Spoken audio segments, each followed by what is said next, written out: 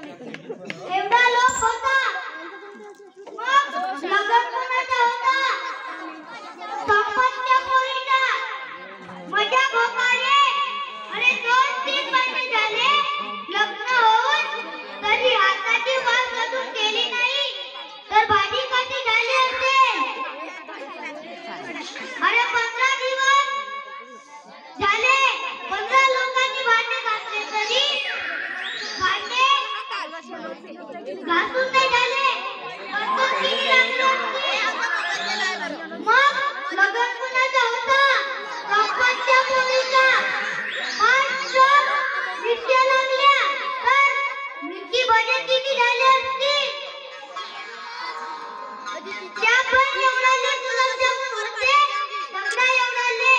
पंक्तीवर दिले तर लोकांना विचार आला गुलाबजामुन खायचे की चुरपायचे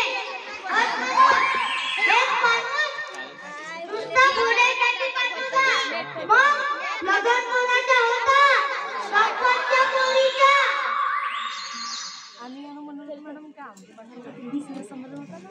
अरे क्षत्रिय वाढले पापड असे धरून खात वाटलेले घरी नेत ह्या लंबे लंबे चोरीच्या शेंगा उडल सारखे चुरपण आणि वाटलेले खातात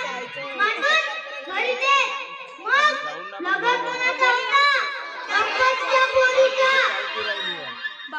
या विटा एवढ्याले पाटोळी कापू कापू खात तरी संपत नव्हती त्यामुळे तो माझ्या पोरीच्या लग्नाचा वादा लोकांच्या मनात तयार होते 50-60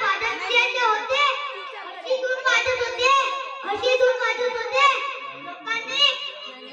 खाली नाचायला जागा भेटली नव्हती तर घरावर जाऊन नाचत होत्या त्या वावरात नाचत होत्या मग लग्न कोणाचा होता संपत्तीच्या पोरीचा एक घोडा लागला होता तरी 2-5 टुकड़े घोडे बोलावलो कारण जावई माझा दुष्ट आहे घोड्यावर बसला आणि घोडा खाली पडला तर म्हणून एक जातीचा बोलावलो तो मात्र एका गोष्टीचा होता घोडा पांढरा आणि जावई मात्र माझ्या काळा होता चला नुसत्याच्या पोरी हजरवा 2 आहेत ना त्यांनी असा गोळा केला ती जावेवर घोडा बसला तर काय समजायचं नव्हतं मग लग्न कोणाचा होता संपत्तीच्या पोरीचा अरे तुफान अशी मानवडीनी केलं पती खाल्ले मापलो तरी पुरली नाही शेती अलग पुरा अलग साध्या वाली साधे विशेष व्यस्त होती मग लग्न कोणाचा होता संपत्तीच्या पोरीचा कालच माहिती पडली की माझी पोरगी तर जीवाची आहे अबे शिशीस तुम्ही लंबी पाहिजे म्हणून 5 पोते काटा पाठवले माझी पोरगी अशी काजू खाते खाली पडलेले काजू कोंबड्या खाते आणि त्या कोंबड्या आम्ही खातो नातू कोणाचा हो संपत्तीचा हो त्याने चालत गेला तरी रक्त हालला पाहिजे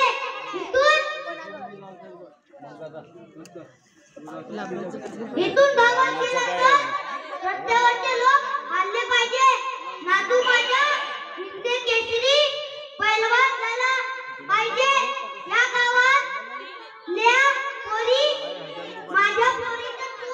पाहून झुलते आपल्या बापाला म्हणते लग्न करशील तर संपत काकासारखा काका कशाला म्हणतोय मला बाबा पण मी करून देतो लग्न नमस्कार अरे कोणाचा बँक